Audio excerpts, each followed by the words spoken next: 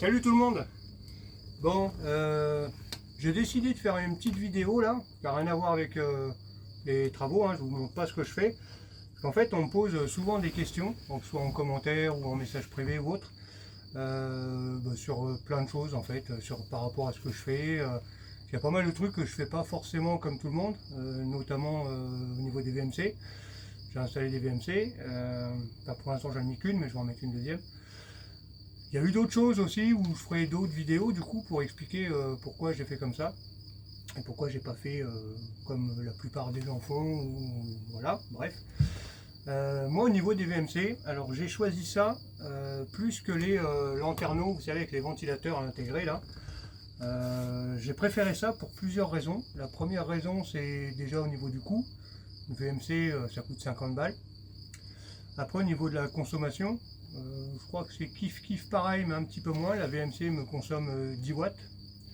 Et après c'est surtout au niveau de l'aspect on va dire pratique. Pour moi, d'expérience, que je suis dans le bâtiment depuis toujours en fait, pour moi la VMC va être beaucoup plus pratique. Ouais, j'ai pas le bon terme, mais voilà, va être mieux. Alors je vais vous expliquer pourquoi. Quand tu mets deux lanterneaux avec ventilateur intégré, les ventilateurs vont devoir t'aspirer de l'air. Alors si ton car est grand ouvert, tant mieux, c'est très bien.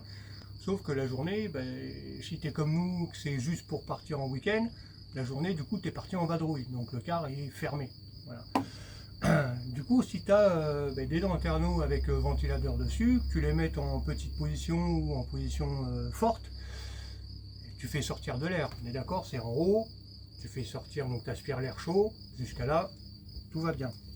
Par contre, le problème, c'est que tes aérations permanentes que tu as faites en bas au niveau de tes escaliers et autres, la plupart du temps, elles vont être sous-dimensionnées. Je m'explique. Si tu as deux ventilateurs, donc sur chaque lanterneau, sur ton car, qui aspirent, je te dis une grosse connerie, hein, j'ai pas les chiffres exacts, mais qui t'aspirent 100 mètres cubes heure chacun. Forcément, ces 100 mètres cubes heure, il faut que tu les fasses rentrer. D'accord. Là, tu as une sortie d'air forcée. En bas, tu n'as pas de rentrée d'air forcée. Donc déjà, tu vas créer une pression négative. Suite à ça, si en plus, en bas, tu peux pas sortir, enfin, tu peux pas faire rentrer sur tes entrées d'air, si tu peux pas faire rentrer 200 mètres cubes heure, c'est-à-dire tes deux lanterneaux, ce qu'ils veulent aspirer, forcément, à un moment donné, ça marche pas bien. Donc en gros, ton truc, il sert à rien. Tu as déjà ce problème-là, donc ce qui veut dire qu'il va te falloir des aérations bien mastoc à ce problème-là. Et le deuxième problème, c'est que quand tu vas créer une pression négative, alors on ne dit pas une dépression, hein, c'est pas français, une dépression c'est autre chose, tu vas créer une pression négative dans le car. Ça ne va rien faire, tu vas pas mourir, t'inquiète. Par contre, ce qui va se passer, c'est que tu vas avoir un manque d'air. Tu prends un ventilateur, alors un truc pour faire simple, tu prends un ventilateur d'ordinateur, tu sais, les petits ventilos tout simples. En général, ça marche en 5 volts. Tu te branches ça, tu te le poses comme ça sur la table. Tu le mets en vitesse normale. Ton ventilateur va tourner à une certaine vitesse et va faire un certain bruit. D'accord? Tu vas emmener ta main derrière, tu vas le masquer un peu, pas complètement, juste tu le masques un petit peu. Tu vas empêcher en fait l'air de venir à lui. Qu'est-ce qui va se passer? Et ton ventilateur, il va avoir moins d'air. Il va se passer quoi? Tu prends une voiture, tu roules à 90 km/h. La voiture, elle est freinée par quoi? La friction sur la route, mais principalement c'est l'air. C'est l'air qui va freiner ta voiture. C'est pour ça qu'à 130 tu consommes plus qu'à 80 ou 90, parce que c'est l'air qui te retient.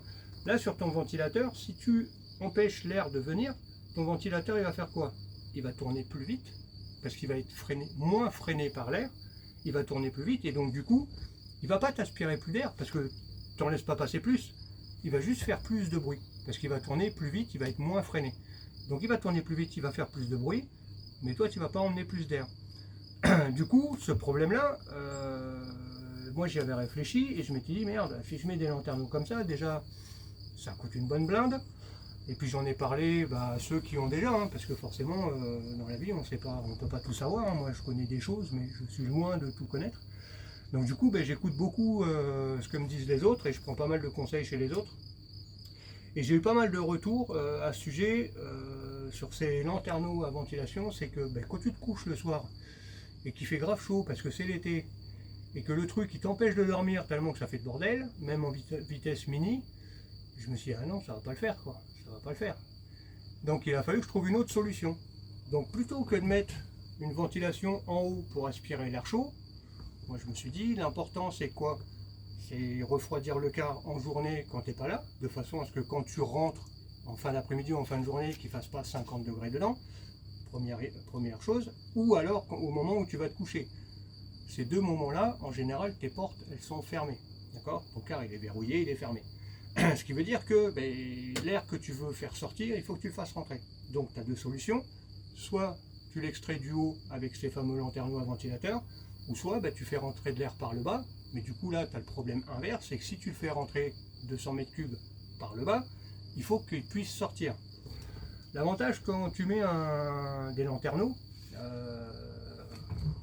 quelle que soit la taille du lanterneau, moi c'est des 40-40 que j'ai mis, après suivant les modèles, suivant les cars, suivant si tu es en camping-car ou en van, forcément tu n'auras peut-être pas la même taille, mais quand même, si tu ouvres ton lanterneau au maximum en laissant juste la moustiquaire, tu vas avoir quand même un gros débit d'air sortant. Du coup en bas, si tu te fous des VMC comme moi je fais, c'est-à-dire que mes VMC sont dans la soute, elles m'aspirent l'air sous le car, donc c'est du diamètre 125, ce qui veut dire qu'en haut je devrais avoir un diamètre 125 minimum, sauf que non, vu que c'est de l'entrée d'air forcée, le ventilateur, c'est-à-dire qu'en haut je vais avoir plus qu'un diamètre 125, il me faut beaucoup plus. Et quand tu as un lanterneau de 40-40, tu es tranquille.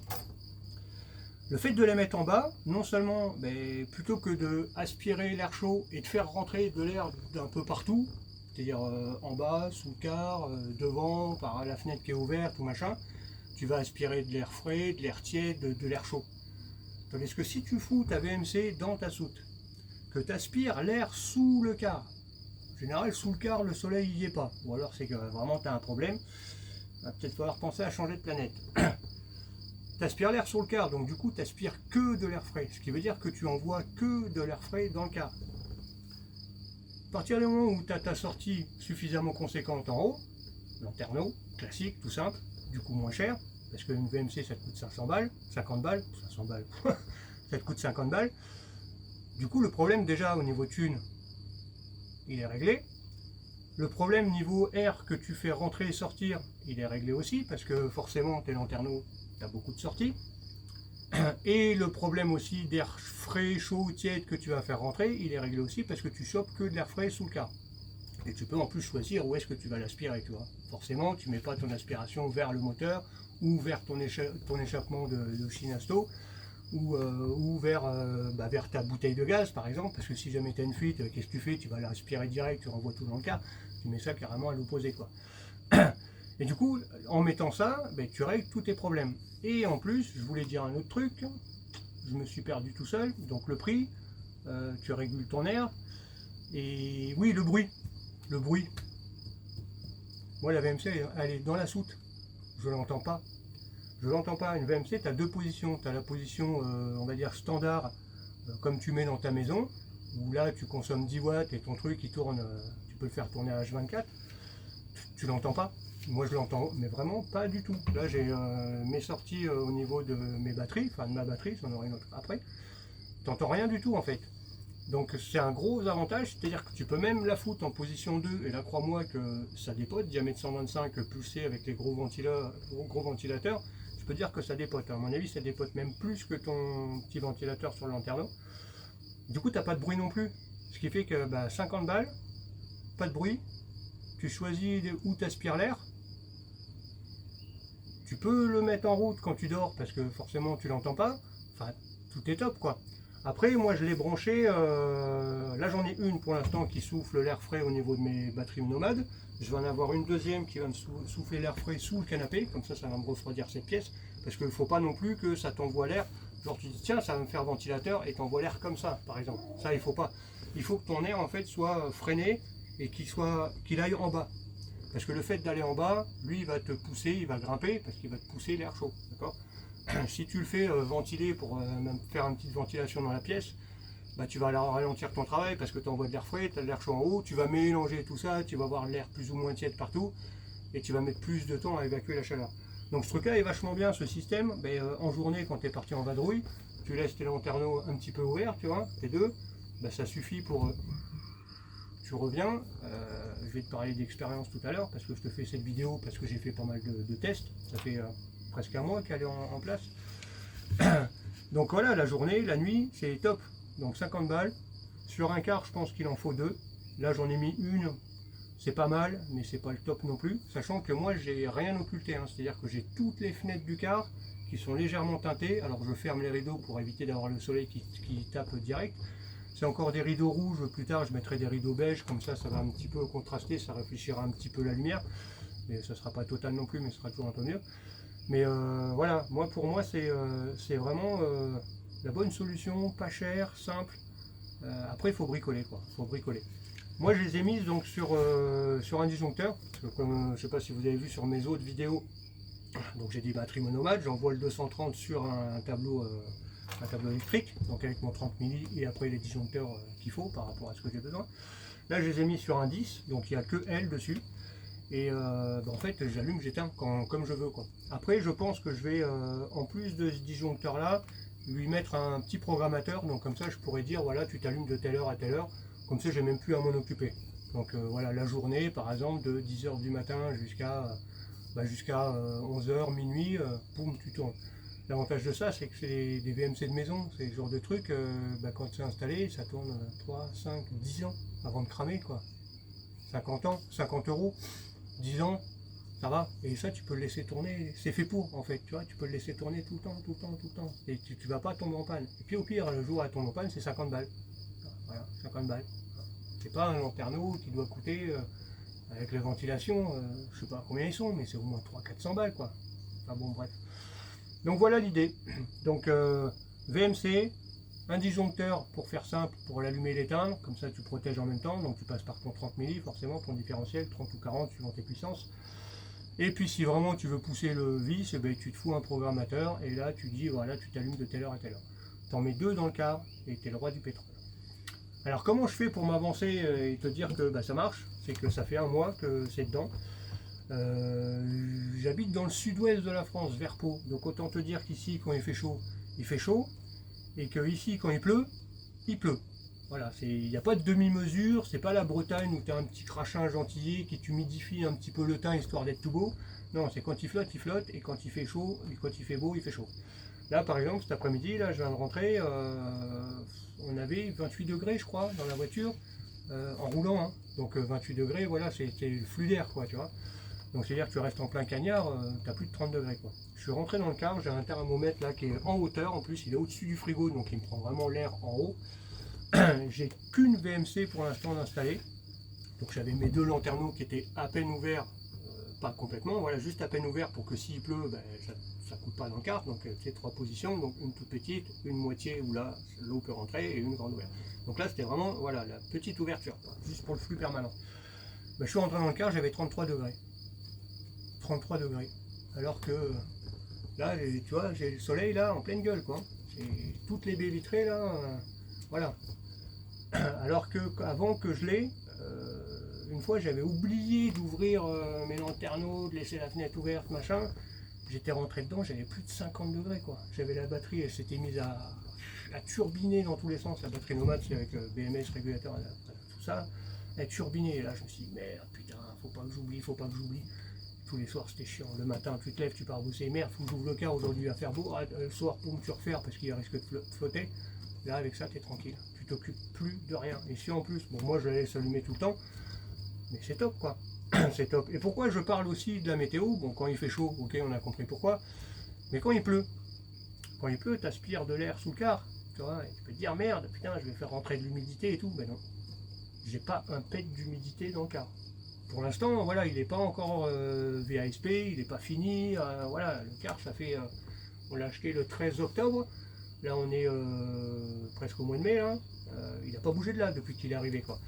J'ai pas un pet d'humidité dans le car. Donc, ça te régule bien tes problèmes d'humidité, ça te régule bien la chaleur.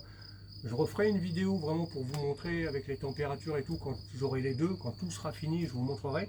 Je pense que ça peut être vraiment pas mal. Donc pour ceux en plus qui enlèvent les fenêtres et qui occultent et tout, justement pour l'isolation, Moi j'ai pas voulu me faire chier parce que c'est que pour les week-ends quand il fera beau, donc j'avais pas besoin. Mais voilà, ceux qui vivent dedans et forcément qui ont besoin que ce soit isolé et tout, pour l'hiver, tout ça, enfin voilà. Je pense que même une VMC, ça pourrait être pas mal quoi. Moi je vous invite à regarder d'autres vidéos, d'autres trucs, peut-être qu'il y en a qui l'ont fait aussi, hein. Je suis peut-être pas le précurseur de cette idée là, ouais. Mais en tout cas moi je suis vraiment content, ça marche vraiment bien quoi. Donc bon, à tester, voilà.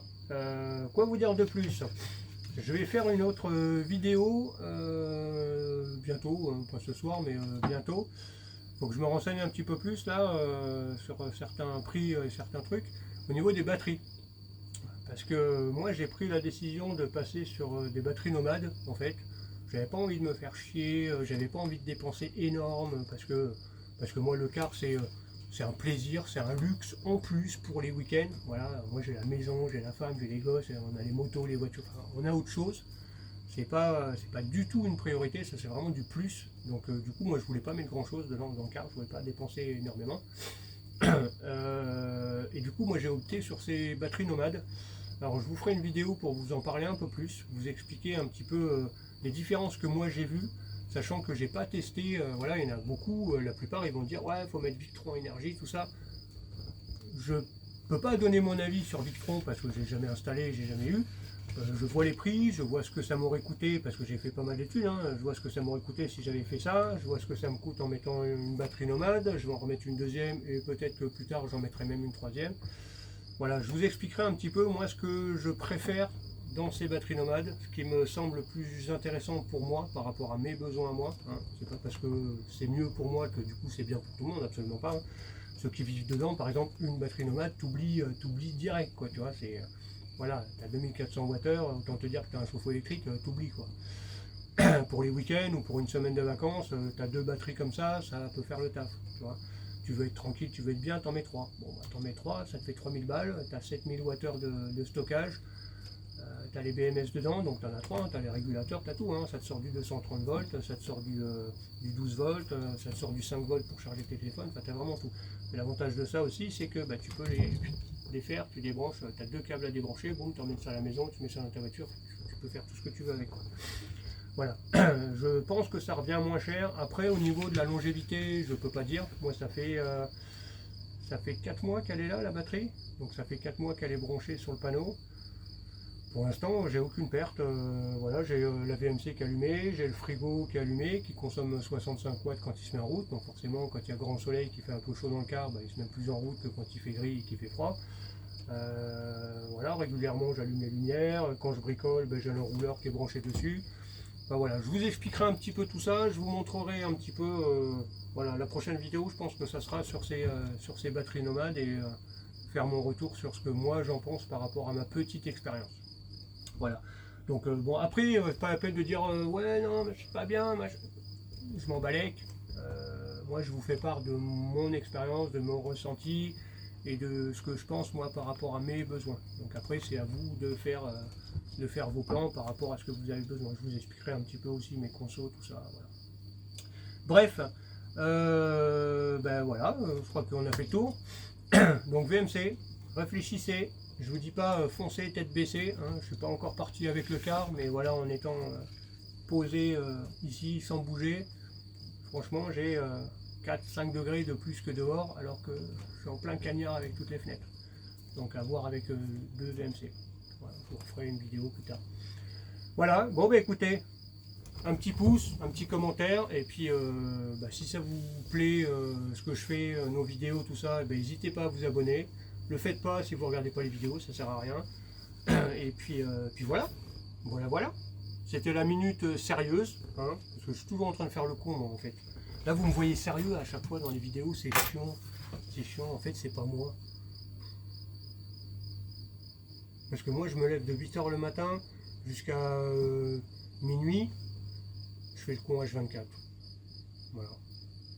Mais là vous me voyez sérieux, c'est rigolo. Bon ben c'était nul ce que je viens de dire, on s'en fout en fait. Bon ben bisous à tout le monde et puis ben, j'espère qu'on se croisera sur les routes ou ailleurs, dans les chemins. Voilà. Allez, à plus tard, ciao ciao, bisous.